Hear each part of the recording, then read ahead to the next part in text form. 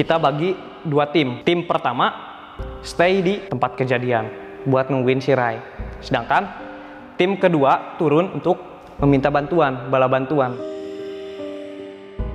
Sempat beberapa jam tuh saya kayak ngedengar suara yang manggil nama saya, Kang. Kak, Rai katanya. Jam 12 malam pas nggak tahu setengah satuan, tim evakuasi itu datang. Aing teu tarima ka budak ieu kudu milu jeung aing. Pokona aing hayang budak ieu milu jeung aing ulah sampai budak ieu salamet.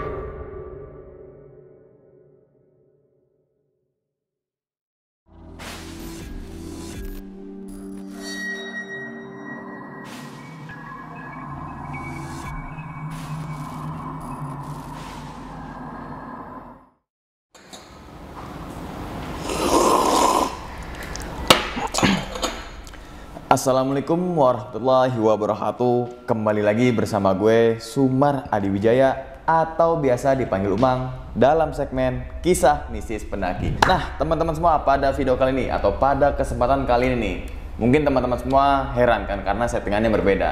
Karena pada video ini baru aja turun dari Cermai dan apa ya? Ada sedulur lah dari Kuningan. Akhirnya di samping saya sudah ada Kang Opik ya, Kang ya. Ya, Kang Gimana Opik. Kang kabar nih, Kang? Alhamdulillah baik, Kang. ya. Ya. Nah, kalau boleh tahu nih Kang, mungkin kan tadi saya sebut Kuningan. Ya. Nah, Kuningannya daerah mana itu? Untuk tempat tinggal saya kebetulan di Desa Setianegara. Setianegara? Iya, pemecahan dari Desa Linggajati itu, Kecamatan Cilimus, Kabupaten Kuningan. Dan itu banyak wisata ya? Banyak banget. Apa banyak aja banget. tuh Kang wisatanya, Kang? Ada Taman Hanjuang, ada juga Woodland. Terus ya, tempat kemah ada. Oh, situ? Iya, ada yang dinamakan Munjul Masigit sama Bukit Lambusir. Nah, mungkin ini, udah terkenal juga terkenal lah. tuh ya. Jadi teman-teman semua misalkan ada waktu habis turun Cermai gitu kan, ada waktu bisa mampir tuh. Iya. Tempat wisata yang disebutkan oleh Kang Opik, termasuk apalagi Kecamatan Cilimus kan. Iya, banyak betul. banget. Banyak banget. Pariwisata yang nggak kalah indahnya di tempat manapun. Iya, betul. Nah, Kang, pada video kali ini nih, Kang Opik akan menceritakan pengalamannya saat mendaki gunung mana nih? Kebetulan di Gunung Ciremai lah. Gunung Ciremai? Ya, saya kan sebagai anak putra desa lah. Iya, jadi sering ke Gunung Ciremai. Jadi ada juga teror-teror lah dan cerita horor di Gunung Ciremai. Jadi saya mau mengungkapkan atau menceritakannya lah. Nah, berarti saat itu lewat jalur mana terdekat dari desa itu tuh? Iya, tepatnya di Desa Linggajati, ya, jalur Linggajati. Nggak jauh berarti ya? Nggak jauh lah, bisa jalan kaki oh, lah. iya, rumah gue di sini masa gue nggak pernah ke sono aja gitu. Nah, ternyata Kang Opik juga punya YouTube channel, Bang. Iya, betul. Yaitu sekali. apa itu, Kang, namanya, Kang? Namanya Cinta Channel Production, di mana membahas semua video sih. Tapi saya mengerucut ke video otomotif. Tutorial tentang sepeda motor lah, Oh, berarti servis. cara bongkar karbu, Ya. cara buka tutup pentil gitu, cara buka spion Ya, gitu betul, ya. betul. Oh, cara buka bodi. Iya. Kayak gitu, Kang? Iya, tapi baru dirintis berapa bulan lah. Belum lama ini. Nah, berarti teman-teman semua misalkan motornya terkendala apa nih, misalnya ada kerusakan apa gitu kan, terus pengen otodidak mau ngebongkar sendiri, Iya. langsung aja mampir ke channelnya Bang Opik, yaitu link ada di bawah video. Tanpa berlama-lama lagi, kita langsung masuk aja ke dalam ceritanya. Ngopi horor segera dimulai.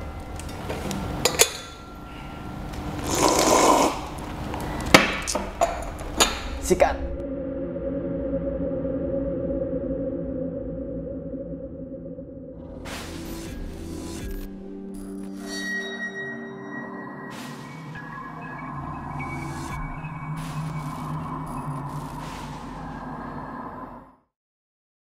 Jadi cerita dimulai sejak sebulan sebelum kita melakukan pendakian ke Gunung Ciremai, tepatnya kejadian tersebut. Jadi ada 7 atau 8 orang kita merencanakan untuk pendakian, namun terhadang oleh cuaca sehingga kita baru di pos Leuweung Datar udah turun lagi. Nah, jadi di situ saya membawa pemula ya, Kang. Jadi pemula dan gak jadi tuh. Jadi si pemula ini malah nagih lagi, ayo dong, naik lagi. Nagih untuk Nagih. naik lagi. Okay. Soalnya penasaran dia gimana sih Pia Linggajati Ciremai itu gimana katanya kan. Nah, akhirnya ada 3 orang tuh, saya, ada juga Nunu dan teman saya si Raka, sempat dialog lah. Ada kebetulan rumah saya sebagai base camp untuk anak-anak nongkrong lah. Nah, cerita tuh si Nunu, minggu depan atau bulan depan kan ada libur panjang tuh, kita naik yuk Ciremai. Boleh tuh, kata saya tuh kan. Kata si Raka, ya udah kita ajak teman-teman yang lain yang kemarin gagal muncak tuh. Nah, ya udah kita ajak. Hari selanjutnya saya kabari lah si anak-anak tersebut langsung. Oke, deal. Saya ikut. Dan kebetulan saya juga ada teman lah di tempat kerja saya ya Kang. Tahu lah bahwa saya mau naik ke Ciremai. Saya ikut dong. Nah, kebetulan ada 4 orang dari rekan kerja saya. Lalu kita merencanakan nih kapan nih mau naiknya. Dan akhirnya kita tentuin tanggal di tanggal 16 November tahun 2019 lah kalau nggak salah. Nah, tepatnya di hari Jumat. Singkat cerita, tepatlah tanggal 16. Saya dan rekan-rekan kumpul lagi tuh yang udah tahu lah mau mendaki, dan terkumpul lah ada 13 orang yang mau mendaki. Dan titik kumpul di rumah saya, kebetulan ya di rumah saya. Biasalah kita start di hari Jumat. Kita biasa untuk mendaki itu di malam hari. Nah, jadi jalur malam lah baratnya.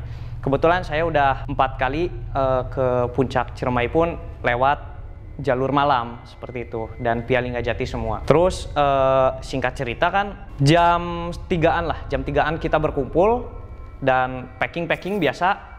Jam 4 udah siap berangkat ke pos pendakian pertama, dan akhirnya kita biasa melingkar lah Kang, sambil berdoa ya agar kita diselamatkan lah selama perjalanan, juga tidak ada kendala apapun. Dan pukul 5 kita tiba di pos Cibunar. Di Cibunar akhirnya kita berangkat. Dan sebelumnya nih Kang, jadi menurut orang tua zaman dulu di desa saya kan, bahwa kalau mendaki Ciremai jangan ganjil. Namun saya kan 13 orang nih kan ganjil. Nah, tapi ya udahlah, wallahu alam lah kalau ini mah. Langsung kita berangkat via Linggajati lewat Cibunar. Baru lewat Cibunar tuh jam 5, ya paling setengah jaman perjalanan mau menuju ke Leuweung Datar, pos Leuweung Datar. Tiba-tiba ada yang namanya Ari Mardiana kasih kode, berhenti dong, berhenti. Lah, kenapa? Kata saya. Muka udah merah dia. Padahal baru setengah jam perjalanan dia sudah memberhentikan rombongan. Kebetulan posisi saya tepat di depan Ari ya. Si Ari itu ada di posisi ketiga paling belakang. Nah, ada yang paling belakang namanya Nunu pun kasih kode berhenti. Nah, dah berhentilah. 13 orang berhenti di sebuah tanjakan berhenti. Kita cari tempat landai lah biar enak istirahatnya. Saya tanya ke Kang Ari, Kang, kenapa kok memberhentikan perjalanan? Padahal baru setengah jam perjalanan. Nah, sebentar, saya tarik napas dulu, kata Pak Ari kan. Dia kayak mukanya udah merah lah, kayak nggak kuat. Jadi saya langsung tanyakan, Kang, kenapa? Baik-baik aja kondisi tubuhnya. Saya nggak kuat, saya nggak akan lanjut lah. Kenapa sih? Asam lambung saya naik, kata dia kan. Aduh, ya udah. Sekarang kita diskusi nih 13 orang, dan kita diskusikan mau menunggu kondisi Pak Ari ini membaik, apa memang rekomendasi dari beliau meminta turun, kita ajak turun aja, gimana nih? Dan Kang Arinya pun meminta, saya mending turun aja lah, takut nyusahin kalian, kata dia kan. Ya udah, keputusan bersama, oke. Kang Ari turun. Setelah itu memutuskanlah 2 orang, saya dan Nunu, mengantar Pak Ari atau Kang Ari itu ke pemukiman, kembali ke pemukiman. Karena kan saya itu rekan kerja saya, jadi saya sebagai rekan takut terjadi apa-apa lah kalau dia turun sendirian, walaupun ya baru baru setengah jam perjalanan, iya masih dekat lah. Betul. Nah, akhirnya saya dan Nunu itu mengantar beliau ke pos bawah lah, sampai ada orang lah. Nah, setelah itu tibalah waktu pukul jam 6 kurang lah, jam 6 kurang saya naik lagi bersama Nunu. Namun kebetulan kita hanya memakai satu lampu atau headlamp satu. Nah, jadi dan waktu itu si suasana sudah mulai gelap. Nah, akhirnya kita naik lagi dan mungkin rombongan yang di atas itu sudah menemukan tempat landai. Akhirnya setengah jam berlalu kita sampailah di rombongan, kita berkumpul lagi. Ternyata mereka menunggu kita untuk melaksanakan sembahyang lah, sholat maghrib. Nah, akhirnya kita sholat maghrib. Setelah itu menunggu sholat isya juga lah, kagok lah kalau bahasa Sundanya ya, kagok. Jadi kita tunggu isya. Nah, akhirnya kita tunggu isya. Setelah sembahyang sholat isya, kita kembali melanjutkan perjalanan. Melewati hutan pinus yang mungkin semua orang tahu lah, di Cibunar itu ada hutan pinus. Nah, kita lewati, akhirnya kita masuk ke perkebunan kopi. Ada kebun kopi banyak lah, ada ratusan pohon kopi di situ. Namun yang saya anehkan, posisi saya kan ada di posisi paling depan ketiga lah. Ada si Kemed, ada si Raka, dan saya kebetulan. Tiba-tiba ada wewangian yang cukup saya berpikir negatif lah. Ada wangi kembang kopi atau bunga kopi lah. Tetapi yang anehnya yaitu ketika saya corot-corot ke pohon kopi, ternyata di lingkungan dekat kami, dekat jalur itu tidak ada pohon kopi yang berbunga. Aneh kan? Apa ini wangian dari parfum rekan-rekan atau gimana? Tapi masa iya sih parfumnya kayak bunga kopi? Itu kali pertama teror dimulai. Lalu setelah itu ya saya berpikir positif aja lah. Mungkin terjadi gesekan antara pohon kopi atau gimana lah, jadi menimbulkan wangian yang khas kopi seperti itu. Akhirnya saya pun tidak bicara lah ke teman-teman, takut mereka juga takut lah, ada yang pemula juga kan. Setelah itu perjalanan kita sampailah di pos Leuweung Datar. Biasalah kita duduk di bangku-bangku yang sudah disiapkan lah di Leuweung Datar itu kan. Kita lihat pemandangan si pedesaan juga terlihat di situ. Cuman 5 menit atau kurang dari 5 menit kita kembali ke perjalanan. Kita perjalanan ke pos selanjutnya, yaitu Kondang Amis. Jadi di Kondang Amis itu kan ada satu gubuk. Di depan gubuknya kan ada pekarangan kecil lah. Jadi kita dibagi dua lah, karena 12 orang kalau di gubuk nggak muat lah gitu. Jadi ada yang di pekarangan separuh lah. Kita memutuskan untuk istirahat di Kondang Amis, di gubuk itu. Setelah itu Ali izin, mau masih lama nggak nih istirahat, kata dia kan. Kenapa sih? Saya mau buang air kecil dulu, kata dia. Oh ya sudah, silahkan Li. Kalau mau kencing biasa numpang-numpang lah, sambil jongkok kalau bisa. Iya siap lah, kata dia kan. Dia ke pojokan sebelah selatan dari gubuk. Di situ memang suasananya emang di Kondang Amis itu sangat mencekam lah menurut saya ya. Si Ali itu membuang air kecil di situ. Dia kembali ke rombongan, ke gubuk. Duduklah. Jadi posisi gubuk itu memanjang kan dari selatan ke utara. Jadi ketika si Ali kembali duduk, dia tiba-tiba ada suara, Kang.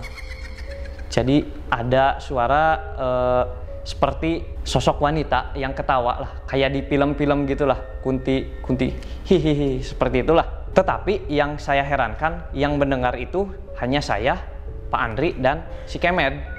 Posisi kita bertiga itu paling utara, namun si suara itu berasal dari selatan lah. Nah, sedangkan si Ali yang berada paling selatan dan si Nunu itu tidak mendengarkan. Nah, Setelah itu saya yang kebingungan loh, wah kok ada suara seperti ini nih. Saya kayak kebingungan, tiba-tiba si Kemet nyaut, "Pik, dengar ya?" "Iya, dengar saya." Langsung mengarahkan kode seperti ini, "Diamlah." Nah, udah saya diam lagi. Namun kejadian kok 2 kali dalam 2 pos. Nah, ada apa? Namun saya berpikir ya udahlah, kita kan kesini mau have fun lah.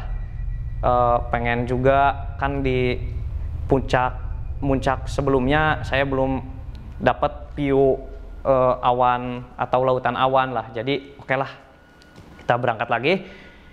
Dan 5 menit setelah kita istirahat, kita memutuskan untuk kembali berangkat.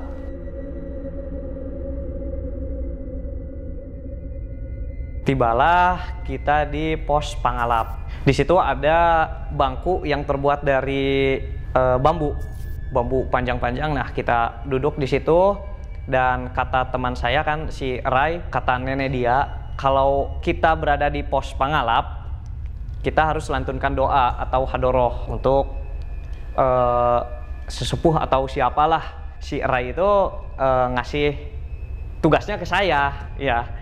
Jadi saya ya sebisa mungkin lah, cuman baca Al-Fatihah atau gimana lah. Al-Fatihah, udahlah seperti itu. Jadi anak-anak ngikutin.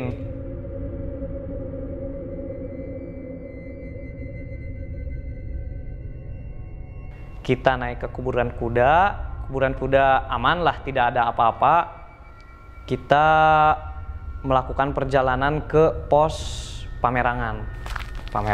Jadi cukup panjang lah kita mendaki dari pos kuburan kuda ke Pamerangan, itu cukup panjang lah. Soalnya kita bawa pemula juga kan, tidak terlalu tergesa-gesa lah.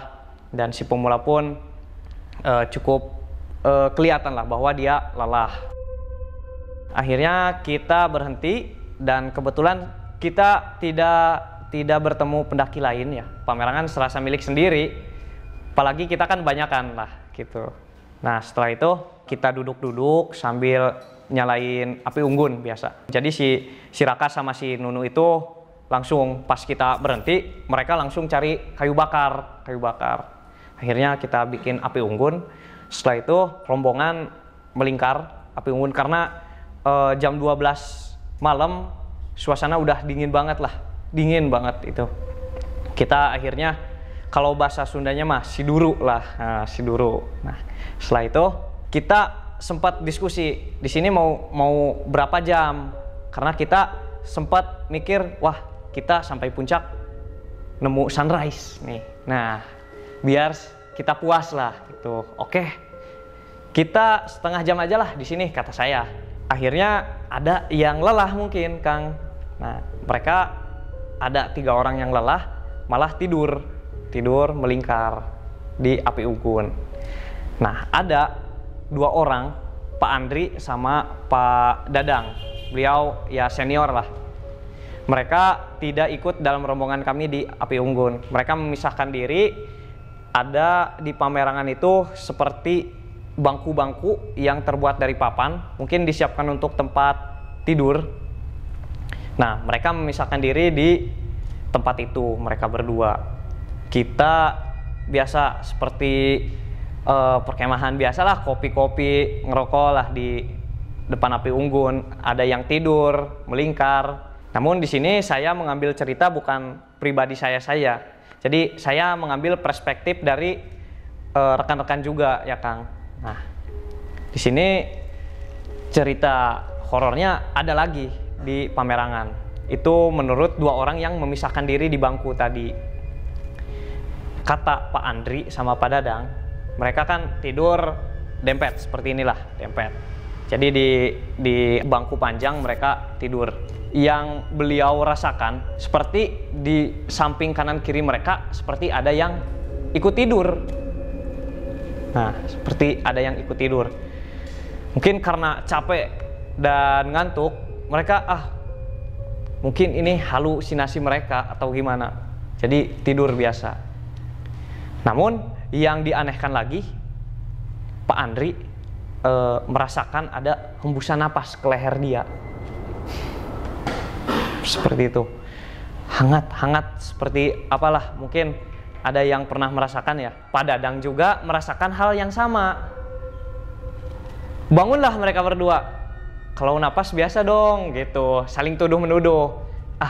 Saya tidak merasa menghadap ke Anda, kata Pak Andri. Begitupun kata Pak Dadang. Terus ada hembusan napas sebelah kiri kanan siapa? Nah, entahlah kata mereka kan.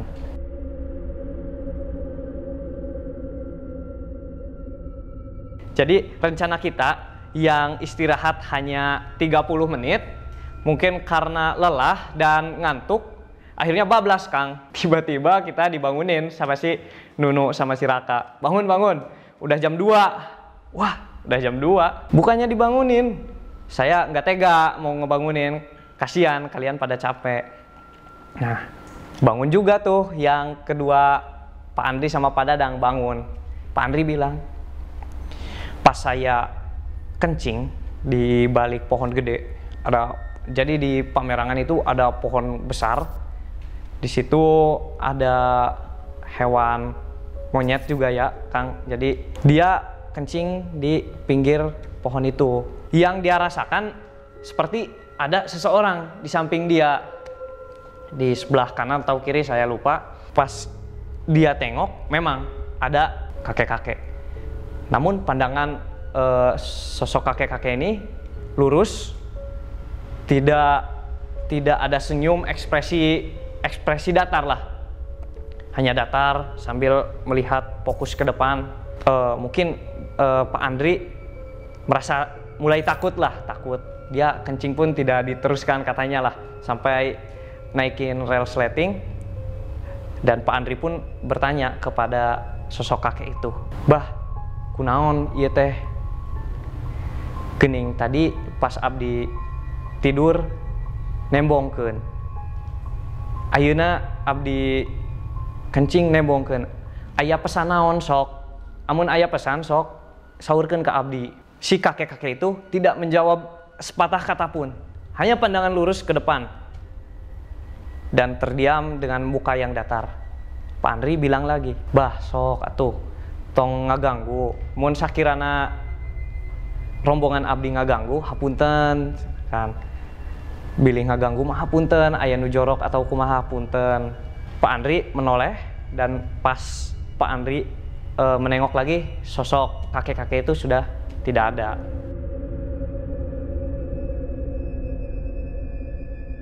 Pas Pak Andri dan Pak Dadang kembali ke rombongan yang di Api Unggun, memang raut muka Pak Andri sudah seperti orang yang kaget. Sempat ditanya oleh saya, "Ada apa, Pak?" "Tenanaon," gitu. Lalu ada yang namanya Dias. Jadi temannya Pak Andri ikut juga kan. Ada namanya Dias. Pas kita mau melanjutkan perjalanan, dia mengalami kram kaki di paha lah. Sebentar katanya. "Jangan diteruskan dulu. Kaki saya kram, sulit berjalan," katanya. Ya udah, kita istirahat lagi berapa menit lah, 1/4 jam lah mungkin. "Gimana, baik kan?" "Alhamdulillah baik," kata dia kan. Dan akhirnya sepakat kita packing, prepare untuk melanjutkan perjalanan. Kita melanjutkan perjalanan ke pos-pos berikutnya. Tidak ada gangguan, alhamdulillah. Pas di ini pos Bapak Tere, kan tanjakan sangat terjal ya Kang. Nah, biasa satu persatu saling membantu. Posisi saya di kedua paling belakang. Di paling belakang ada si Nunu. "Kelamang," kata si Nunu. Bentar Mang." Kan dia manggil ke saya Mang. "Kenapa, Nu?" "Capek," kata dia. "Oh ya udah, sok yang lain mah lanjut aja," kata saya. "Tapi jangan ninggalin kita." Ternyata ketika kita lewat tanjakan, tiba-tiba ada seperti batu besar jatuh, Kang. Brug. Saya langsung nengok si Nunu. "Nu, salah injak."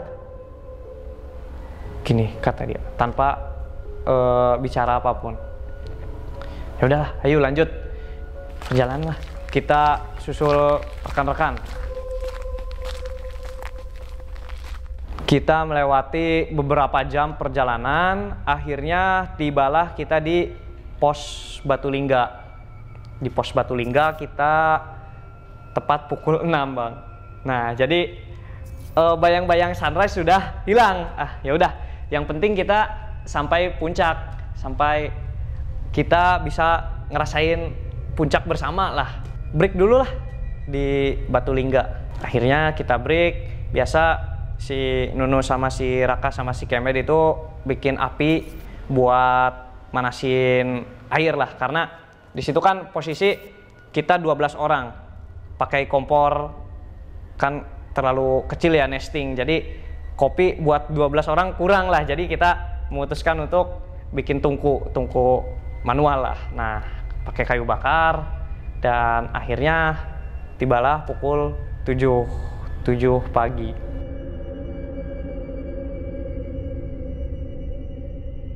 Pukul 7 kan kita selesai nih untuk biasa ngopi sama ngerokok lah sambil kita makan mie. Jadi setelah itu kita beres-beres biasa agar si bara api itu tidak menyebar kemana-mana lah. Kita matiin si api, akhirnya kita kembali melanjutkan perjalanan. Dari pos pertama sampai Batulingga kita tidak bertemu rombongan siapapun, dan akhirnya di atas Batulingga di situ ada tempat kemah. Di situ ada 3 atau 2 tenda lah. Namun di dalamnya ada orang, namun tidak bangun, lagi tidur lah.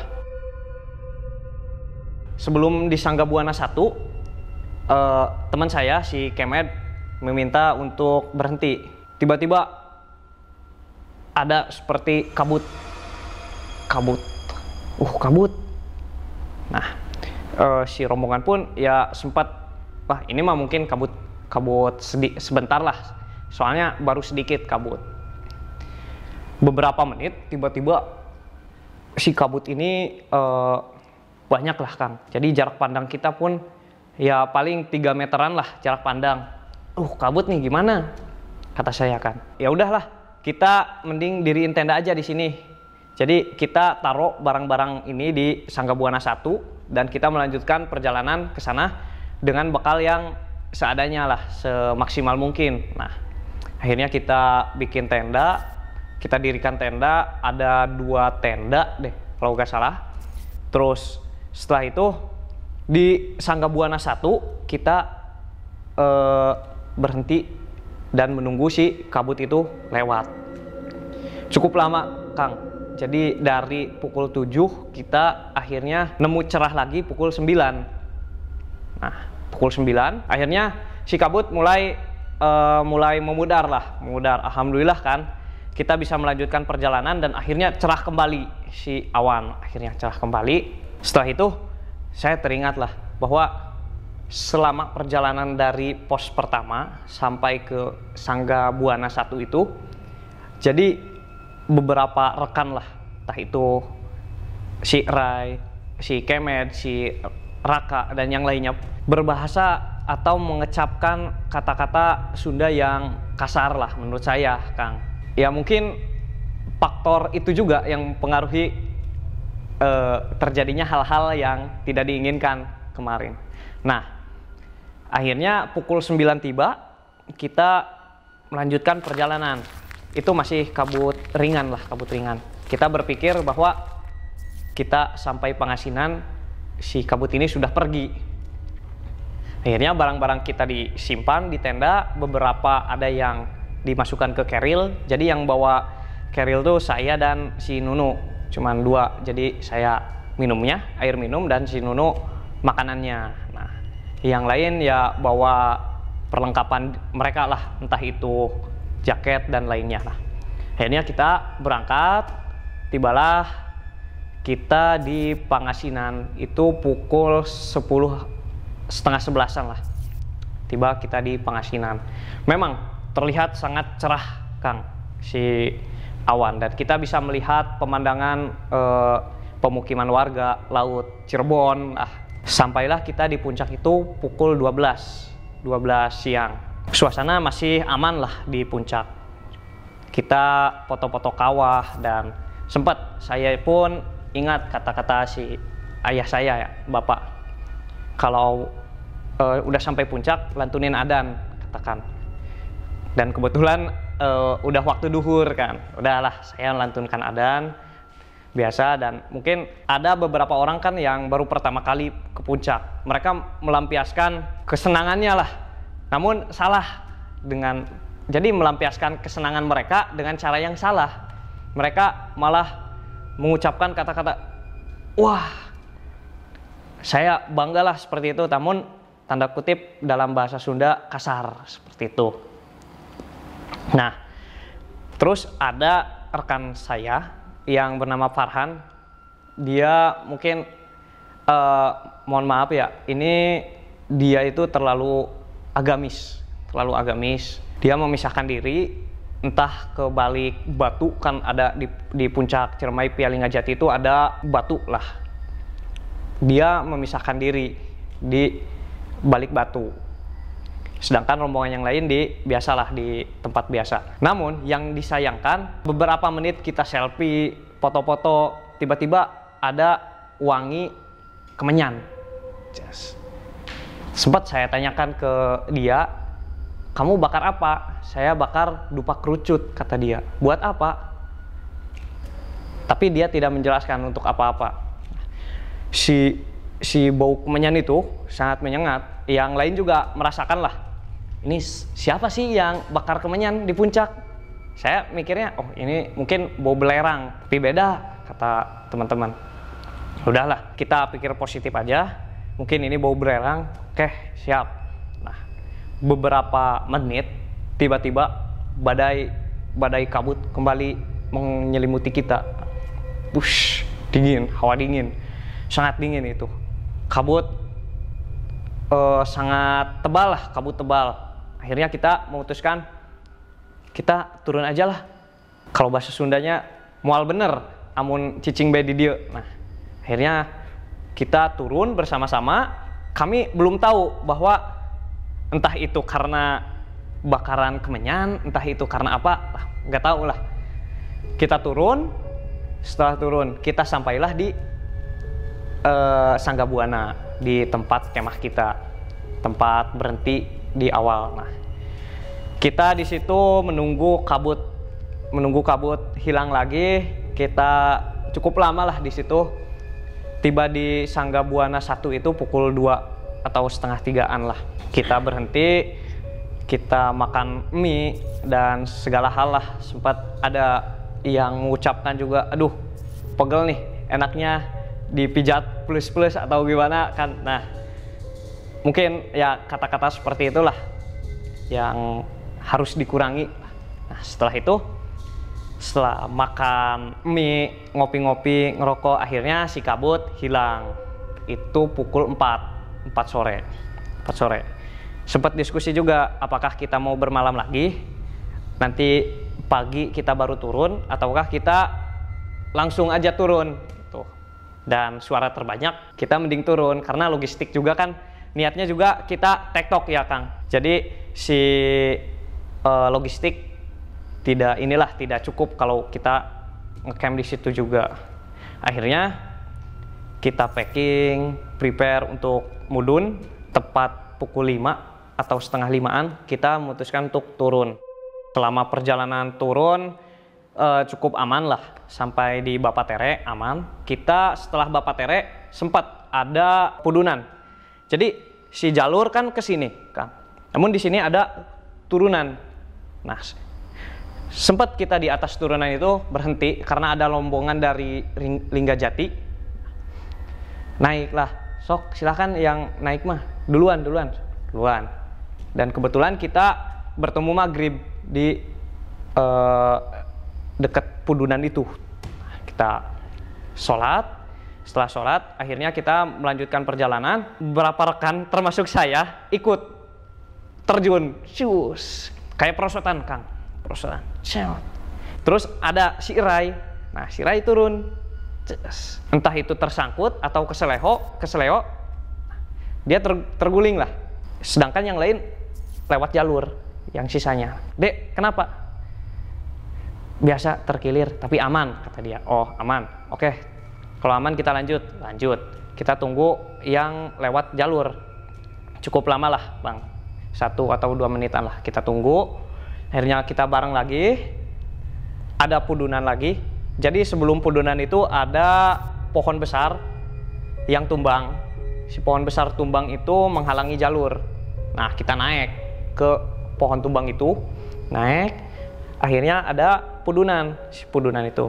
Nah si Rai kembali ke seleo. Kedua kalinya terguling lagi. Aduh kenapa dek? Nggak apa-apa, aman, tetap aman, kata dia kan. Namun mukanya sedikit meringis kesakitan lah Kang. Mungkin ini jatuh kedua kalinya jadi agak sakit lah. Setelah itu aman lah, aman, kata dia kan. Kata yang lain juga, berhenti dulu dong, kasihan, kata dia. Oke, berhenti sejenak, minum. Setelah minum kita lanjut perjalanan. Kita lewat ke tanjakan Bingbin. Jadi di pendakian pertama, kedua, dan ketiga belum ada lah si pos tanjakan Bingbin itu baru lah. Pas kali keempat, akhirnya di pudunan Bingbin puncak dari teror lah mungkin menurut saya. Posisi si Kemed, si Raka, saya tiba-tiba pas lewat pudunan yang berakar seperti itu, si Rai kembali jatuh. Bro, saya tidak lihat lah pas posisi jatuhnya seperti apa. Namun Pak Dadang paling belakang sama si Nunu mengisyaratkan berhenti, kata dia kan. Kenapa lagi, kata si Kemed kan. Si Rai jatuh, katanya. Parah, ini parah. Saya kan sebagai omnya atau mamangnya kan panik ya kan. Jadi saya hampiri dia, pas saya lihat emang kalau misalkan model cedera ankle gitu kan tidak langsung membengkak, ini langsung bengkak. Otomatis kan jatuhnya sangat keras lah. Nah, gimana ini jatuhnya? Kata saya kan. Tersangkut angkar mungkin. Langsung kita berikan pertolongan pertama lah dengan pijat-pijat seperti itu. Namun posisi mungkin lelah dan medan yang gelap, jadi si Rai pun seperti meringis kesakitan, sakit banget. Akhirnya kita melakukan pertolongan pertama dengan membopong seperti ini. Jadi si Rai di tengah, ada 2 orang yang membopong gitu. Beberapa langkah si Rai kembali memberhentikan perjalanan. Gak kuat kata dia, sakit kakinya. Akhirnya kita melepaskan sepatunya dan memang sangat bengkak Kang, si kaki bagian kanan bengkak kayak memar biru seperti itu. Setelah itu gimana nih pertolongan pertama? Kita lihat, buka HP saya kan, sama si Rainya pun buka HP. Pas dilihat tidak ada sinyal, padahal Kang sebelum perosotan yang tadi di atasnya masih banyak sinyal lah, termasuk di puncak pula. Nah, tapi yang dianehkan di posisi tersebut tidak ada sinyal.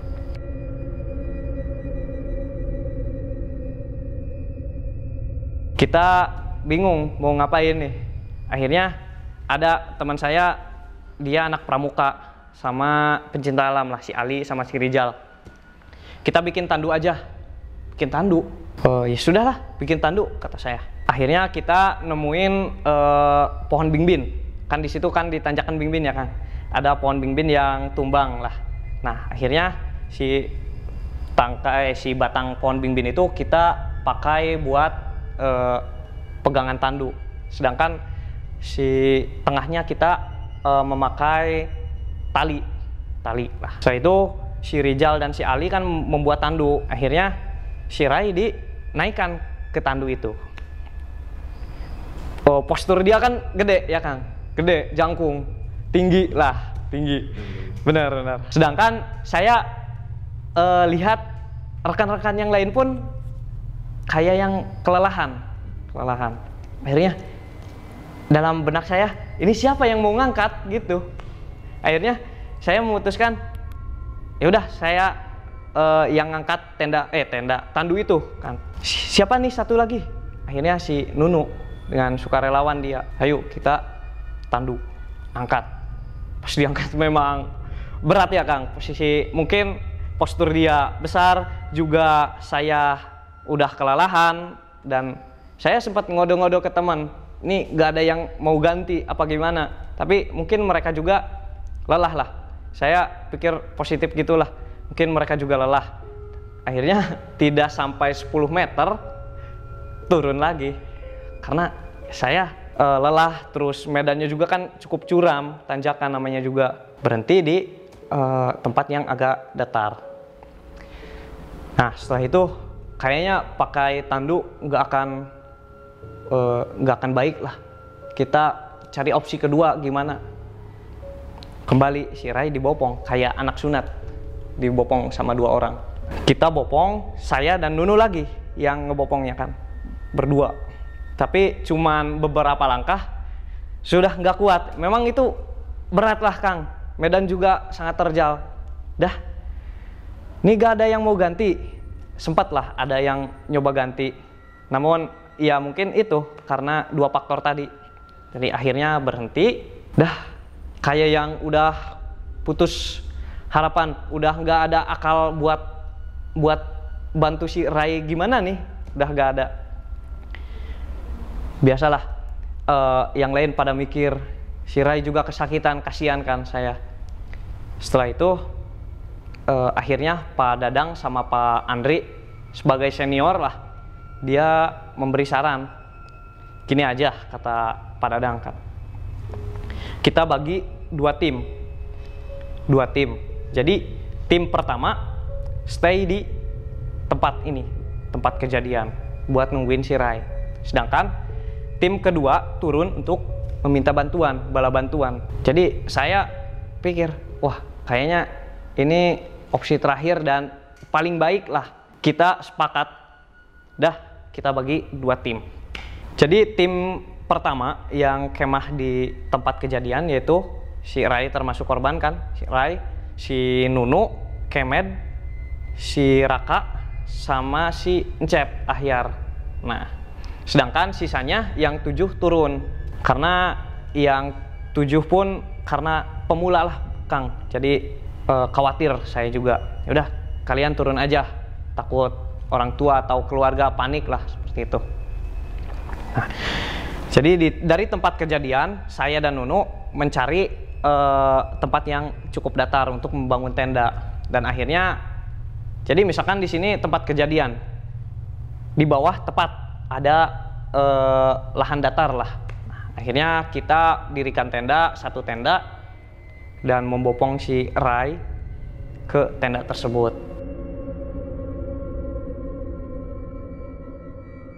Akhirnya si 5 orang ini ditinggal dengan logistik yang kami bawa.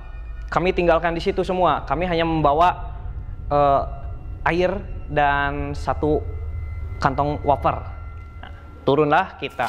Tepat beberapa meter dari tempat tenda itu, tiba-tiba ada seperti sosok gelantung Kang. Bruk. Jadi seperti ada pohon yang terayun. Bruk. Saya refleks dong Kang, meneloh dengan pakai headlamp.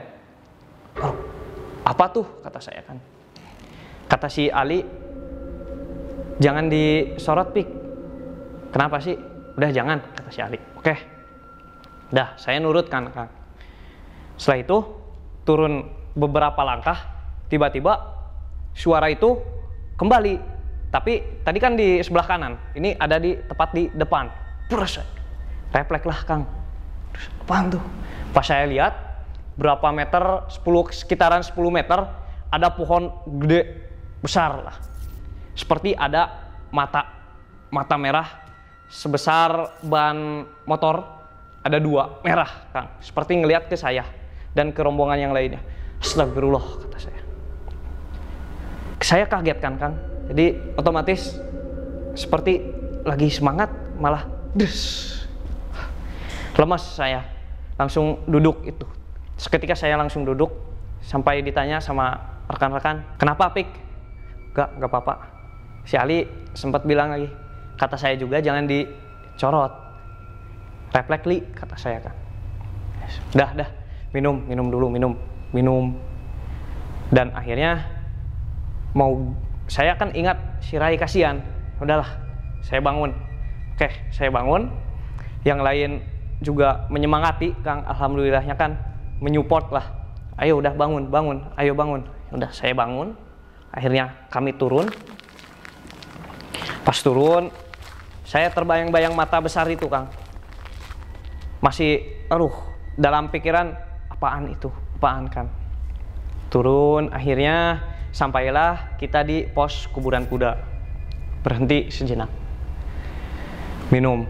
Dan kita menghabiskan wafer yang tadi cuman satu set lah, satu kantong lah. Makan biasa 7 orang makan langsung habis kan, minum. Tiba-tiba sebelah kiri ada asap putih.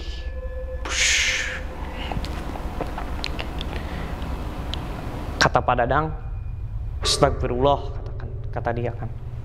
Ya kita yang awam menoleh ke Pak Dadang, kenapa? Kok istighfar? Ya, astagfirullah aja ini, istighfar aja, kata dia kan. Ya udahlah. Terus setelah melihat si asap putih itu, Pak Dadang langsung, oke, bangun semua. Kata si Rijal, bentar Pak, minum dulu. Udah, yuk bangun, kata dia kan. Bangun. Langsung kita memutuskan bangun. Posisi saya paling depan. Saya, Ali, terus nggak tahu lah ke belakangnya, tapi paling belakang ada Rijal dan Pak Dadang. Paling belakang. Nah, semenjak dari pos kuburan kuda itu, saya merasa sedang dikejar lah, entah sama apa. Soalnya Pak Dadang kan paling belakang, mengisyaratkan ayo terus. Saya memperlambat jalan karena kan lelah ya Kang, perlambat jalan.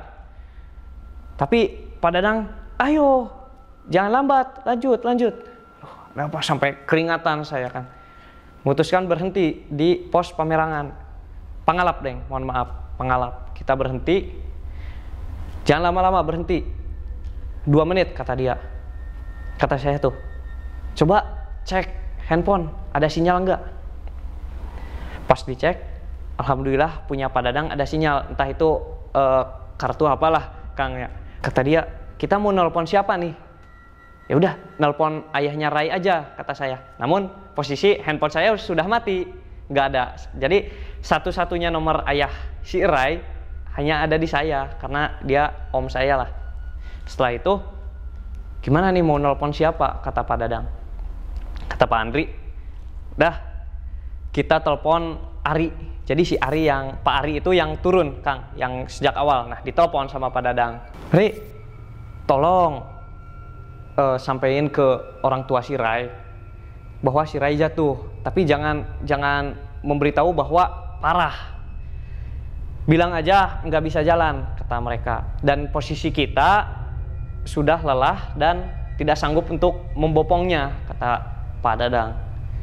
Akhirnya Pak Ari bilang, oke, siap. Saya langsung meluncur ke rumah si Rai. Oke. Nah, akhirnya ditutup telepon, handphone itu ditutup, dan mungkin ini mujizat dari Allah kan, ya Kang. Saya sempat berdoa lah, yang lain juga berdoa. Namun setelah si handphone mati, sinyal udah gak ada lagi. Aneh lah, keanehan di situ.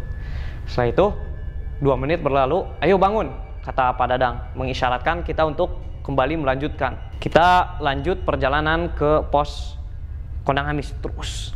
Jadi sepanjang perjalanan itu kita seperti dikejar lah, entah. Saya belum berpikir bahwa saya dikejar makhluk gitu Kang. Jadi yang penting saya jalan, yang lain juga ikut jalan. Akhirnya sampailah kita di Kondang Amis. Kata Pak Dadang mengisyaratkan, dah kalau mau berhenti di sini, kata dia. Si Pak Dadang bilang, ternyata sosok asap putih itu adalah sosok pocong. Si pocong itu mengikuti kita dari pos kuburan kuda sampai Kondang Amis. pas mau masuk kondang amis si pocong itu menghilang. Dan menurut si Rijal yang berada di depan Pak Dadang pun memang mengiyakan lah bahwa seperti ada seseorang jejak kaki, Kang, lebih dari 3 orang di belakang kami. Padahal di belakang si Rijal cuman ada Pak Dadang. Berarti kan ya itu pocong atau apa ya, mungkin iyalah, saya kurang mengerti. Di kondang amis kita istirahat sekitar 5 menitan, akhirnya kita kembali turun. Kita tiba di pos Luwung Datar, di situ ada saut-saut dari bawah. Terus saya sempat mau nyaut, namun kata si Ali, udah diam, jangan disautin, kecuali kalau mereka menyautkan nama kita. Berapa menit ada yang bicara, Kak, Raka, Rai, Kakak, seperti itu kan. Oh, mungkin tim bantuan, kata saya kan. Akhirnya saya langsung nyaut, gitu. Nah, setelah itu tidak beberapa lama lah, Kang, rombongan tim penyelamat atau tim bantuan datang. Kata ayahnya Rai, si kakak ada siapa aja di sana, kata beliau kan. Kata saya ada si Kemed, ada si Encep, si Ahyar, ada si Nunu dan si Raka lah.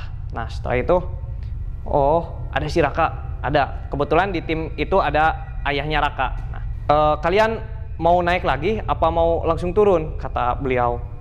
Kami mau turun aja, Pak. Oh ya udah, sok turun.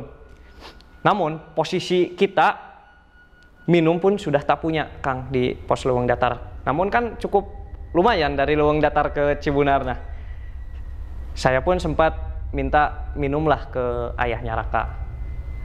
Mang, apun minum. Nah, minta minum. Akhirnya dikasih lah, kita minum. Cukup segini, cukup. Oke, ya udah, kita mau lanjut perjalanan. Kasihan takut nunggu di atas, kata beliau. Oke, kami turun. Akhirnya kita turun dengan aman lah, Kang. Sampailah kita di pos Cibunar. Di pos Cibunar itu tepat pukul 12 malam. Nah, setelah itu kita break lagi.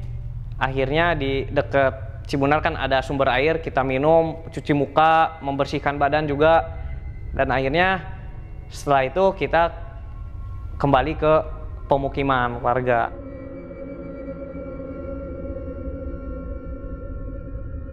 Di sini sudah ada Kang Ray, bahwasanya beliau yang korban, maaf ya Kang ya, korban daripada kakinya itu bisa dibilang patah. Iya, bisa dibilang begitu, engkelnya lah. Engkelnya kena gitu, Kang ya. Kalau boleh tahu Kang, itu kan sempet belum diceritakan nih sama Kang Opik proses daripada evakuasi. Iya. Dan juga Kang Opik juga belum menceritakan ketika Kang Ray ini jatuh pertama kali, kedua kali, sampai akhirnya ketiga kali, dan itu puncak daripada sakit yang luar biasa, dan kakinya sampai bengkak tuh, Kang. Iya, bisa disebut paling parah. Paling parah tuh, Kang ya. Nah, gimana itu, Kang, proses atau cerita atau yang dialami oleh Kang Ray pada saat itu tuh, Kang? Ya mungkin dari pas pertama kali saya jatuh, mungkin kan udah diceritain sama Kang Opik yang lewat turunan itu ya, Kang. Saya juga sempat ikutan lah, karena kalau muter jalur sana kan agak jauh. Jadi saya mungkin ikutan ke jalur situ, dan emang itu murni kesalahan saya, si kaki terkilir. Jadi saya jatuh, terus Opik juga sempat nanya, gimana deh, aman gak, katanya. Oh iya Mang, aman, kata saya. Ya udah yuk lanjut. Baru juga beberapa meter mungkin lah, Kang ya, ada turunan lagi dan saya kembali terjatuh lagi. Dan yang terjatuh yang kedua kali itu masih aman-aman aja lah, nggak terasa sakit, nggak apa. Opik pun nanya kembali, aman deh, aman. Ya udah kita lanjut lagi. Nah yang pas ketiga kalinya itu Bang, baru saya jatuh ya bisa disebut paling parah lah. Mungkin kalau dari yang depan atau belakang mungkin ngira itu saya kena tersangkut akar ya.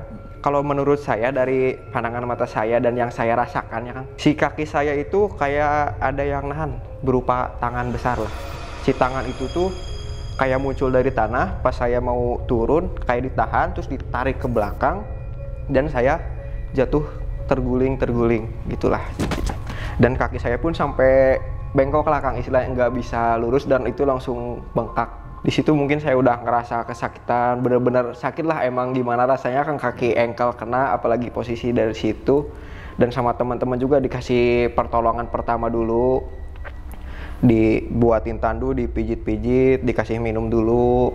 Emang itu yang saya rasakan juga, saya jatuh tuh kayak ini tuh kayak kena batu Kang, si badan tuh. Ini juga ngerasa sakit, pokoknya sekujur tubuh tuh emang bener-bener ngerasa sakit. Yang tadinya kan sebelum saya jatuh yang pas Bapak Ter ya Kang, yang belum jatuh yang pertama kali tuh, saya sempet WA-an lah sama yang di rumah, sama orang tua. Kata saya, Pak, tolong rebusin air buat mandi, kan biar kalau mandi air hangat biar rileks ya Kang badan.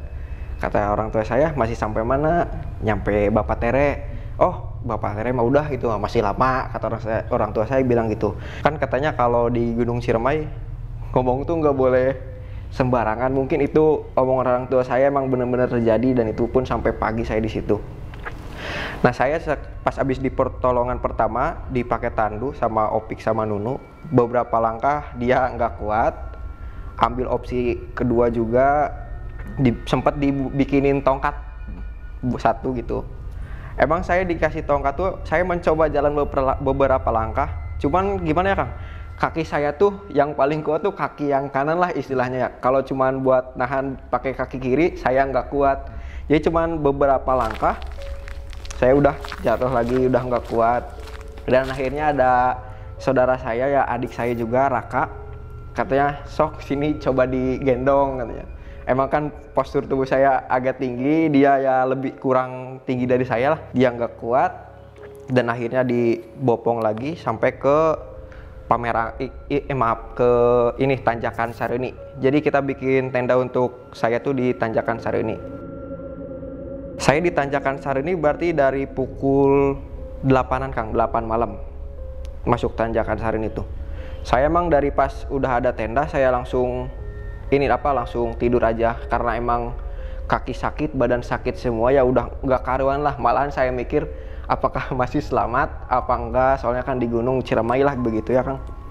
Akhirnya saya tidur, sempat beberapa jam tuh saya kayak ngedengar suara yang manggil nama saya Kang, Kak, Rai katanya. Cuman kayak ada yang manggil dari dekat, cuman nggak nyampe-nyampe, mikir wah ini apa lagi gitu kan ya. Tapi ya udahlah, positif aja, mungkin masih jauh cuman suaranya jadi deket. Oh ya, menurut teman saya juga ya Kang, kan saya di dalam tenda, teman-teman saya yang berempat tuh, si Kemed, si Nunu, si Raka sama si Ahyar tuh mau bikin api. Nah yang anehnya tuh si api di situ nggak nyala sama sekali, padahal itu kering Kang, kering sama sekali, nggak. Ya pokoknya si api tuh gitu ya nggak ada gitu ya. basah-basahan lah. Tapi anehnya si api tuh nggak mau nyala Kang. Mereka pun mungkin lapar juga ya Kang, jadi masak mie. Nah dari pas masak mie juga sampai makan mie nya, mungkin kesalahan mereka tuh makannya di nestingnya tuh Kang. Nah mungkin di situ. Jadi ya ada beberapa binatang tuh yang langsung loncat ke nestingnya lah. Dah mungkin di situ teman-teman juga masuk tidur. Pas jam 12 malam, pas nggak tahu setengah satuan, tim evakuasi itu datang langsung menanyakan kabar saya gimana, aman nggak. Ya beginilah, kaki bengkok ya, badan sakit. Dan akhirnya saya tuh dievakuasi Kang, dievakuasi ke bawah. Cuman pas di pos Pamerangan tuh berhenti dulu, mungkin yang tim evakuasi juga pengen ngopi apa gimana ya, pada ngopi dulu di Pamerangan. Dari situ aman-aman aja Kang, nggak ada kejadian sampai turun ke Cibunar. Cuman menurut ayah saya sama beberapa anggota sapu jagat yang lain, jadi kan saya bangun tenda tuh di pas banget di bawah pohon yang gede ya Kang. Nah di atas pohon itu ada macan, tapi bukan macan inilah Kang. Oh, macan jadian gitu ya. Tapi emang si macan itu tuh niatnya buat ngejagain saya katanya. menurut orang tua saya sama nenek-nenek saya, jadi di keluarga saya tuh ada yang keturunan Prabu Siliwangi juga gitu Kang. Mungkin nggak tahu itu ininya, nggak tahu gimana Kang. Jadi si macan itu tuh dari pas saya dievakuasi dari Tanjakan Sarini sampai Cibunar tuh ngikutin Kang. Jadi kita berhenti, dia ikut berhenti, kita jalan, dia ikut jalan. Kita berhenti ya pokoknya gitu aja sampai ke pos Cibunar. Ada salah satu anggota sapu jagat nanya ke ayah saya, "Pak, kok itu ngikutin aja?" Katanya, "Aman nggak?" "Udah nggak apa-apa, itu mah niatnya juga ngejagain," katanya. "Nanti juga dia pergi sendiri." Nah, habis dari situ pokoknya nyampe ke Cibunar tuh pas banget adzan subuh. Adzan subuh nunggu dulu jemputan mobil ya Kang, karena dari saya aja berlima dan anggota yang sapu jagat 8 orang. Nunggu dulu mobil sampai sekitar pukul 5 lah. Pukul 5 baru sampai jemputan dan pulang. Tapi kejadian itu nggak berhenti di situ aja Kang. Pokoknya kaki saya tuh setiap pukul jam 12 sampai jam 3 pagi pasti selalu ngerasa sakit Kang. Senut-senutan ya? Jadi kayak kalau bahasa Sundanya ditojos-tojos pakai jarum gitu tuh Kang. Gitu ya? Nah kayak gitu. Pokoknya itu selama 3 hari berturut-turut. Pokoknya dari jam 12 sampai jam 3 pagi gitu ya. Tapi kalau pagi mah normal Kang. Malasan saya bisa jalan, bisa apa. Tapi kalau malam udah sama sekali nggak bisa. Malah si kaki juga kayak masih bengkok gitu Kang. Padahal udah ke tukang urut lah sebelumnya. Pada hari ke-4 tiba-tiba saudara saya ada yang datang ya Kang dari Bogor. Padahal nggak keluarga saya tuh nggak ngontek bahwa saya kalau jatuh di puncak atau gimana ya. Tiba-tiba keluarga saya yang dari Bogor datang ke rumah, baru juga duduk, dia langsung kerasukan Kang. Kerasukannya sama penunggu di Gunung Ciremai, tapi saya nggak bisa nyebutin namanya Kang. Dia baru duduk langsung marah-marah Kang. Marah-marahnya tuh pakai bahasa Sunda katanya. "Aing teu tarima ka budak ieu. Budak ieu kudu milu jeung aing. Pokona aing hayang budak ieu milu jeung aing ulah sampai budak ieu salamet." Penunggunya bilang kayak gitu. "Di budak ieu teh ngotoran tempat aing," katanya. "Mainna tuh boga sopan santun." Cuman saya dipikir-pikir, perasaan saya emang ngomong binatang kalau gitu mah enggak ya Kang, cuman ngomong bahasa Sunda kasar mungkin karena kebawa suasana temen-temen setongkrongan gitu kan ya. Kadang capek terus kelepasan. Iya, mungkin kayak gitu. Nah, abis gitu saya langsung dikasih peringatan. Mun sampai budak ieu muncak di ka Gunung Ciremai, ulah harap budak ieu bisa balik. Istilahnya saya tuh udah ya pokoknya muncak yang itu muncak terakhir kalinya lah ke Gunung Ciremai. Pokoknya sama saya juga sampai dilarang sama keluarga saya sama orang-orang juga, dah nggak usah muncak lagi ke Gunung Ciremai, takut kenapa-kenapa. Dan malahan setiap orang yang datang ke rumah saya yang istilahnya mah nengok saya Kang, bilangnya tuh, alhamdulillah ya masih selamat. Saya sampai mikir apakah emang yang jatuh di Gunung Ciremai itu bakal meninggal atau gimana gitu kan, saya nggak ngerti lah Kang, kurang paham gitu.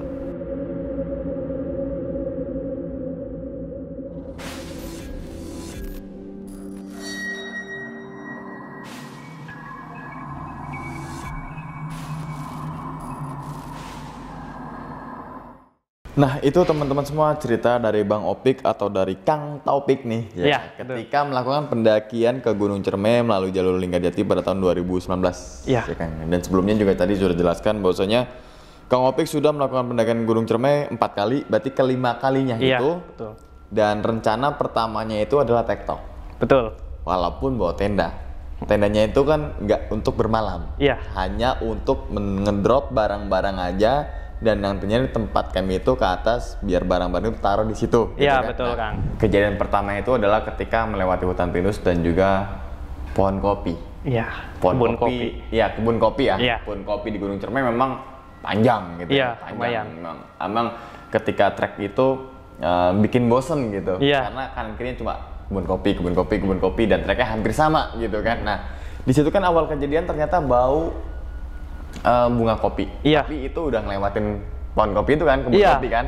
Seharusnya kalau emang bau bunga kopi, seharusnya dibawa dong ketika ngelewatin kebun kopi itu dong. Iya. Nah, menurut Kang Opik atau mungkin menurut orang tua Kang Opik atau menurut dari nenek Kang Opik, kalau bahwasanya kalau ada bau bunga kopi itu petanda apa sih, Kang? Saya sempat cerita ya Kang ke orang tua saya bahwa saya mencium wangi bunga kopi dan akhirnya mungkin terjawab lah penasaran saya. Kata uak saya bahwasanya kalau di gunung kita mencium wangi bunga itu ada sosok setan pengantin katanya. Namun kan biasanya kalau pengantin itu identik dengan bunga melati. Iya. Ya. Namun ya mungkin kebetulan di kebun kopi atau gimana lah kita menciumnya wangi kembang kopi. Nah, bunga kopi. tadi kan sempat disinggung setan pengantin, Kang. Iya. Itu maksudnya wujudnya kayak gimana? Pernah denger nggak sih atau pernah ngeliat itu? Enggak sih. Oh, Kalau dari sosok Uwa itu, aja, dari ya, Uwa. kata Uwa saya. Oke, berarti bisa dibilang kalau orang Jawa kan ada yang misalkan bau singkong tengah malam, bakaran singkong ya, ada itu gitu kan. Itu kan apa namanya pengakuan dari orang tua kita dulu gitu. Iya. Nah, terus yang kejadian berikutnya adalah ketika ya apa ya, ada suara yang mungkin kita langsung bilang aja itu kuntilanak. Iya, gitu betul. Kan. Karena kan suara ketawa siapa lagi kalau bukan dia gitu kan. Nah, saat situasi kayak gitu Bang, yang dengar suara si Kunti itu Kang Opik aja apa semuanya atau memang Pak Dadang atau cuma Pak Ari gitu? Kebetulan kan di paling dekat sumber suara ya. Padahal ada si Nunu sama si Ali yang kencing tadi. Namun dari rombongan itu hanya saya, si Kemed, sama Pak Andri yang mendengar. Jadi suara ketawa itu seperti di film lah Kang. Oh, percis. Kayak ya kalau di ketawa film haunting horor, ya, iya ketawa kayak haunting gitu. lah ya. Oh kayak gitu. Itu Kayak berapa gitu. kali itu suara? Cuman sekali sih, Sekali. namun cukup panjang lah, beberapa detik lah tuh. Oh kayak panjang. Terus gitu ya. Ya, seperti Oke. Nah, ini sebenarnya yang saya penasaran itu ketika proses evakuasi, tapi nanti dijelaskan oleh Kang Kang Ray Ray. sendiri gitu Iya. ya. Tapi jadi makanya saya nggak ngebahas tentang mungkin bisa dibilang apa ya, insiden atau mungkin kecelakaan Iya. atau mungkin apa ya namanya, pokoknya itulah gitu yang nggak kita inginkan gitu. Betul. kan, atau yang nggak tim inginkan atau mungkin nggak semua orang inginkan gitu. Iya. kan. Nah, Betul. terus kan saat Kang Opik itu turun, itu kan sempat ada penanganan, sempat ada pertolongan Iya. untuk Kang Ray ini, bahwasanya sempat bikin tandu. Namun karena fisik kelelahan, misalkan dipaksakan yang tadinya korban satu jadi bisa korbannya tambah lagi. Ya, betul. Gitu kan ya. Betul, Jadi ada betul sekali. faktor-faktor resiko yang memang kita harus perhatikan. Bisa nggak Kang Opik atau bersama timnya bisa turun ke bawah? Bisa, tapi resikonya malah makin nambah. Iya, betul. Yang ada Kang Ray-nya ini lama untuk tanganin, plus nambah Korbannya. korban lagi, mungkin misalnya terkilir, kecapean. Betul. Kan bisa jadi itu kan faktor-faktor yang memang harus perhatikan. Nah, tapi bukan berarti rombongan Kang Opik ataupun yang berada di tim itu untuk melepas tanggung jawabnya. Enggak, teman-teman semua. Karena kenapa? Karena tadi sudah dibagi tim. Iya. Dibagi itu tim itu bukan berarti udah lo dulu aja, gue tunggu sini, bukan. Iya. Tapi untuk apa ya, pembagian tugas supaya teman kita, saudara kita, sahabat kita cepat ditanganin oleh petugas yang lain lah ya Tugas yang gitu. lain, ya. Itu kan sempet turun tuh Kang. Ada suara bunyi busuk Iya, betul. semacam pohon, kayak apa ya, kalau kita analogikan kayak misalkan ada burung yang nabrak ranting, busuk. Bukan, Kang. Bukan. Jadi kayak ada monyet yang menggelantung ke pohon. Jadi si pohon langsung gede dong. pertak, Goyang. goyang. Oke. Tapi pas saya lihat di soroti, cuman ada bekasnya aja, bekasnya pohon. Bekas goyang ya. Goyangannya. Masih goyang-goyang itu Iya, ya. tapi nggak tidak tahu terlihat itu siapa. apa itu. Iya. Oh, tapi kan itu pertama kali nggak kelihatan. Iya, Sampai nggak akhirnya ke terakhir kalinya baru nampakin tuh. Iya, mungkin itu atau entah yang lain. Oke. Nah, kalau boleh tahu lagi Kang, itu kan sempat Kang Opik bilang kalau bahasanya merah. Mungkin mata, mungkin karena Mungkin. kan bulat mungkin. Iya, gitu ada kan. dua lagi kan. Ada dua dan itu ukurannya sebesar apa namanya, Ban motor. Ban motor. Berarti kan kalau matanya aja segitu, apalagi badannya. Nah, Kan iya, gitu logikanya iya, nih. Matanya aja segede ban motor. Jangan kan badannya, kepalanya aja semana. Iya. Kan gitu, nggak mungkin dong kepala di bawah lebih kecil daripada mata Iya, gitu betul. kan. Nah, yang ngeliat itu siapa aja Kang? Hanya saya. Jadi kebetulan saya kan paling depan. Namun si suara gerusuk itu kan dekat, Kang. Saya soroti ada mata di jauh. Jauh. Seperti itu. Oke. Nah, terus kemudian yang asap putih.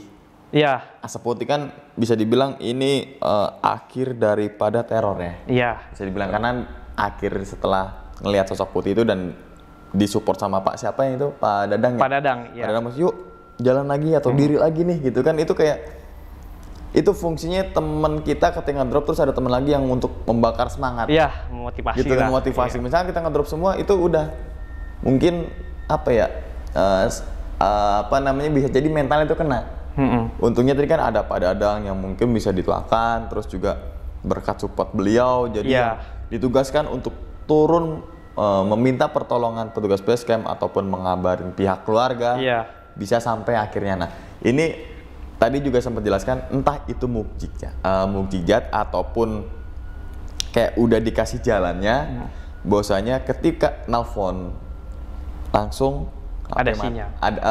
Setelah itu mati. Iya. Sinyal juga udah nggak ada. Nah, ini kan sempat nelfon ke keluarga daripada Kang Ray. Berarti keluarga Kang Ray itu langsung ke pos pendakian Iya. dan langsung nginformasiin ke petugas itu bahwasanya anaknya itu lagi mungkin ada masalah. Iya, ada masalah. Nah, Jadi- itu rombongannya itu berapa orang dulu tuh? Oh iya, jadi di desa saya kan ada seperti relawan ya, Kang. Jadi sebelum itu ada tadi ayahnya si Raka, bapaknya si Raka itu termasuk ke relawan tersebut.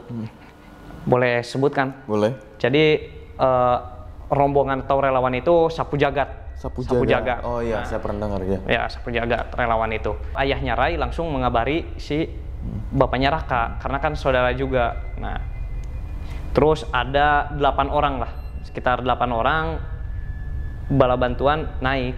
Langsung Nah, berarti ketemunya papasan di mana tuh, Kang? di Leuweung Datar. Leuweung Pos Datar. Leuweung Datar. Berarti Iya. satu pos Leuweung Datar, Kondang Amis, baru Cibunar kan ya? Cibunar, Leuweung Datar, Kondang Amis.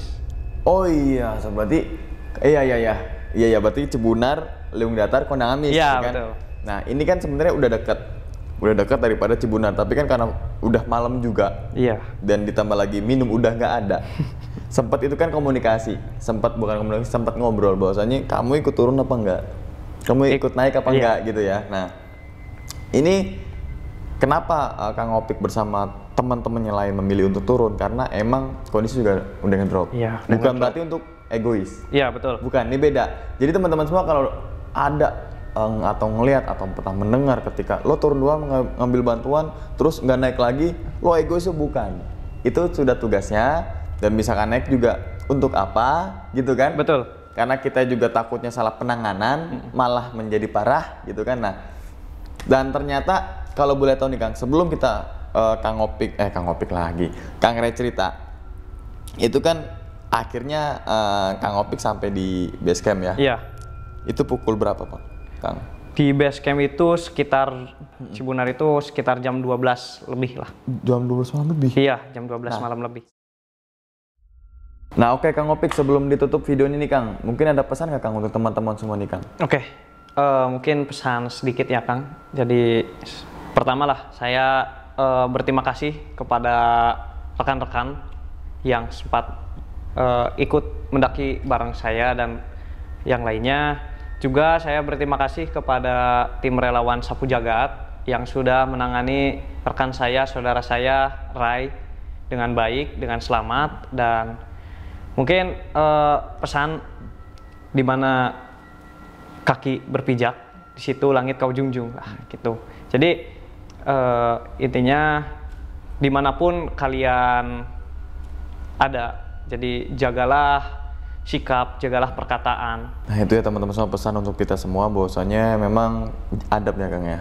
Ya, Adab, sopan santun, etika, sikap, ya pokoknya semua itu dijaga, dan jangan cuma dijaga ketika kita naik gunung, jangan cuma kita sopan ketika naik gunung, tapi ditanamkan juga di kehidupan sehari-hari, kan seperti itu. Betul. Jangan, oh kita mau ke gunung nih, yang gunung sakral nih, kita sopan yuk, gitu Iya, kan. betul. Sopan yuk, jangan ngomongin ya. Pas ketika turun, apa ya bisa kalau bahasa kasar tuh brengsek lagi tuh orang, ya kan. Jadi Iya. sucinya cuma naik gunung, ketika turun gunung sama aja bohong kan gitu. Jadi kehidupan sehari coba kita terapkan supaya ketika naik gunung atau ketika kita naik gunung atau ketika kita hidup seperti layaknya ya di kota, di desa, itu sama aja tetap jaga adab. Jadi bisa diambil kesimpulan bahwasanya mungkin kalau yang pertama itu memang kecelakaan dari diri sendiri Iya, ya Kang ya? dari diri sendiri. Bahwasanya kan itu udah ada jalur yang agak melipir dan Iya. sudah dibikin jalur namun ke arah yang bawah Iya. jatuh pertama kali. Nah, jatuh yang pertama kali itu yang dirasakan oleh Kang Rey itu gimana itu? Maksudnya sakit di ankle, sakit di badan, di tangan gitu? Kalau yang pertama nggak ada sakit Hanya sama sekali, kepleset Kang. tok gitu? Ya jadi si kaki tuh kayak adu gini tuh, Kang. Tuk gitu ya? Kaki saya sama kaki kiri kanan tuh kayak gitu. Jadi jatuh biasa. Jatuh biasa dan itu nggak ada efek-efek sakit badan tuh ya? Nggak ada. Nah, terus yang kedua? Yang kedua sama Kayak gitu kasusnya juga. ya. Sampai akhirnya yang ketiga bahwasanya kalau ada yang lihat bahwasanya ada yang tangan. Iya. Yang Hanya- ngeliat juga Pak Dadang yang belakang saya. Dia Hanya ngeliat. cuma tangan aja menurut pengakuan dari Pak Dadang. Iya, cuman tangan besar aja gitu, Kang. Nggak ada badannya, nggak ada apa, cuman tangannya doang. Oke, sampai akhirnya kan jatuh tuh. Nah, pertama kali yang 3 kali atau terakhir kali yang jatuh itu, Iya. yang dirasakan oleh Kang Rey apa pertama kali itu? Si kaki tuh kayak gimana ya, Kang? Kayak sakit ngilu-ngilu gimana gitu, sama badan tuh sakit semua. Pokoknya kayak panas dingin lah, Kang, badan saya tuh. Udah nggak karuan lah istilahnya kalau di badan. Nah, terus juga kan sempat bahwasanya ada apa ya namanya dari yang nengokin tuh ya. Iya. Syukur selamat. Iya, masih untung selamat. Masih untung ya. selamat. Nah, apakah kita juga nggak bisa apa namanya mengambil kesimpulan kalau ada yang jatuh atau ada yang kunci Iya. di Gunung Ciremai akan begini begitu? Iya. Nggak mungkin. Kalau misalkan kita berbicara dengan apa namanya dengan akal sehat gitu ya. Memang kecelakaan di gunung itu 99, sekian persen itu dari human error sendiri gitu, dari pendaki itu sendiri. Tapi ada pula 0,0000 sekian persen dari makhluk yang situlah gitu. Iya. Ini kita nggak ada yang tahu lah, tapi kebanyakan pendaki yang tersesat atau apalah itu kebanyakan dari human error gitu kan, yang ujung-ujungnya disangkut pautkan oleh gaib dengan perspektif orang masing-masing kan, Iya, seperti betul, itu. Bang. Karena setiap orang kan berhak berpendapat, Iya. berhak argumentasi dan lain sebagainya, berhak pengakuannya kalau Iya. dia tuh bener ngeliat ini gitu kan. Nah, saat ditandu itu tuh Kang, Iya. itu kan sempet apa ya? Sempet apa namanya? Sebelum ditandu deh maaf, ada macan tuh. Iya. Saya kira itu kan macan yang mungkin teman-teman semua tahu bahwasanya macan di Gunung Ciremai kan masih ada ya. Iya, masih ada. Ada 2 atau berapa sekarang 3 kalau nggak salah. Itu macannya kalau boleh tahu Kang, kalau boleh tahu bukan untuk bermaksud mengungkit atau Iya. membuka privasi dari Kang apa Rey ini, bentukannya itu loreng hitam atau apa? Jadi si macan tuh menurut yang ayah saya Ayah, sama yang iya. ngejemput, jadi ada 2, Kang. Jadi ada yang polos hitam sama ada yang polos putih. Oh berarti macan, kalau polos hitam kayak macan kumbang lah ya? Iya, kayak modelan gitu ya? begitu. Terus tapi yang putih ada? Cuman yang putih ada, cuman yang ada hitam-hitamnya tuh tapi jarang gitu, Kang. Oh, Jadi lebih banyak ke putih, yang dominan hitam putih. Iya, dominannya Oke, putih. dan itu di atas pohonnya Iya, di atas banget tenda. tenda? Oke, nah sempat berarti kan saat itu dievakuasi sampai di bawah tuh subuh. Berarti kan proses evakuasi sekitar 4 jam? Iya, sekitar Dari 4 jam. tanjakan Seruni atau Sarini ini? Seruni. Seruni ya, Seruni teman-teman, makanya Sarini mana ya gitu. Ternyata Seruni. Nah, tanjakan Seruni memang tanjakan yang lumayan ekstrim gitu kan. Seruni namanya juga Seruni. Seruni. Gitu. Terus ada juga tanjakan Bapak Tere atau Bapak Iya. Tiri gitu kan. Nah, Iya. terus juga kan sempat ada dari keluarga dari Kang Rey bahwasanya jangan naik gunung lagi ke Ciremai. Iya. Jadi gini, Kang. Di keluarga ibu saya tuh emang dari dulunya pasti ada aja yang kayak gini, Kang. Dan terakhir tuh saya. Sebelum saya ada uas saya juga sama gitu, Kang. Tapi dia emang nggak nggak jatuh atau nggak apa, cuman dia diteror sampai ke rumah itu mah katanya. Ikut sampai rumah maksudnya si gaibnya itu. Iya. Nah, sempat itu kan kakinya Kang Re sempat senut kayak senut-senut. Iya. Ketika jam 12 malam sampai jam 3. Iya. Nah, itu kan berarti ketika nunggu di base camp langsung dilarikan ke tempat urut. Langsung bawa ke tukang urut, Kang. Jadi nggak semalam dulu atau istirahat dulu tuh ya, langsung tuh ya? Langsung. Nah, bentukan kakinya Kang Re tuh kayak gimana saat itu, Kang? Jadi bengkok gini tuh, Kang. Berarti misalkan nih, apa ya? Jadi kayak misalnya kaki lurus gini ya. Jadi kaki tuh gini nih. Berarti pas di ankle itunya, Kang ya? Iya, pas banget sini. Di sininya ya? Pas Dan banget ini. apa kata si Kang Urut itu, Kang? Kata Kang Urut, emang ini mah ankle biasa katanya. Tapi pas dicoba sembuhnya tuh nggak pas saat itunya, Kang. Jadi si tukang urutnya kayak gimana ya, Kang? Kayak komat kamit gitulah. Itulah dengan cara mereka lah ya, Iya. masing-masing. Oke, nah Pas terusnya kan ditanya jatuh di mana? Jatuh di puncak. Astagfirullah, katanya ngomong gitu doang sih. sempat di ronsen nggak sama? Enggak, Kang. Enggak. Kenapa nggak? Soalnya gimana ya? Mungkin Takut ya? Enggak mikirnya ke tukang urut juga bakal sembuh lah, mikirnya gitu doang, Kang. Iya, karena saya juga sempat patah kan kakinya. Iya. Sampai sekarang pun nggak mau di ronsen, walaupun udah sembuh. Iya. Takutnya ketika lihat ronsenan terus nggak baik, Iya, takut. malah kitanya kepikiran terus kalau Iya, mau kemana-mana ngeri juga. gitu. Yang penting kan kita udah ngerasa enak, nggak kendala sakit saat ini, Kang. Berarti Iya. udah 3 tahun setelah kejadian tersebut. 3 tahunan. Sampai pas sembuhnya itu di bulan keberapa tuh, Kang? 3 bulan, 4 bulan? Enggak sembuhnya berarti selang 1 mingguan, Kang. Ya pokoknya pas keluarga saya yang dari Bogor datang aja. Oh, itu baru sembuh total. Baru sembuh total. Setelah sembuh itu naik gunung lagi ya? Enggak. Ke gunung mana gitu? Enggak, Kang. Kenapa? Karena trauma tuh masih Trauma, iya. ada tuh, Kang. Saya mikirnya gini, sekarang saya jatuh di Gunung Ciremai istilahnya masih dekat sama keluarga lah, masih bisa tolongin sama keluarga. Kalau di gunung luar saya nggak tentu gitu ditolongin sama siapa. Saya mikirnya ke situ doang, Kang. Nah, memang kalau ketika kita mengalami suatu hal yang memang bikin sakit yang luar biasa gitu, terus kayak seakan-akan ini gue gimana nih gitu, Iya. detik-detik yang memang di situ mental tuh diuji tuh. Bener, Kang. Sakit emang sakit, tapi bisa nggak kira-kira diselamatkan oleh tim SAR ataupun Iya. yang lainnya. Dan Ji, terima kasih banyak untuk tim Sapu Jagat ya. Iya, tim Sapu Jagat. Termasuk keluarganya, bukan keluarga tapi ayahnya Kang Reni, bahwasanya sudah menolong Saya. dan sudah menyelamatkan daripada Kang Re bersama tim yang lain. Mungkin betul, Kang. jikalau tim Sapu Jagat yang enggak evakuasi gitu kan, mungkin lain hal lagi. Iya, beda yang cerita dialami, lagi. beda cerita lagi. Apa mungkin misalkan nambah bengkak? Iya. Apa mungkin nanti turunnya dipaksakan gitu kan, beda cerita lagi teman-teman. Jadi terima kasih banyak untuk Sapu Jagat, salam hormat dari saya pribadi. Oke, Kang Re, sebelum ditutup videonya nih Kang, punya pesan gak nih Kang untuk teman-teman semua yang suka naik gunung nih Kang? Ya mungkin saya pesan utama mah untuk teman saya dulu ya, Kang. Teman-teman saya, terima kasih udah ngejagain saya dan menolong saya, dan saya mohon maaf merepotkan kalian semua.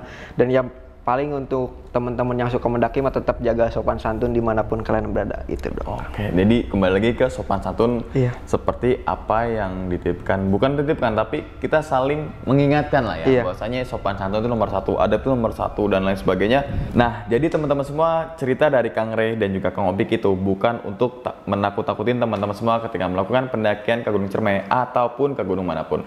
Tapi ambillah sisi positifnya dan buang sisi buruknya. Sekian dulu pada video kali ini dan nantikan video-video gue berikutnya. Hal gaib itu muncul ketika sugesti kita buruk. Wassalamualaikum warahmatullahi wabarakatuh. Selamat beristirahat. Terima kasih Kang.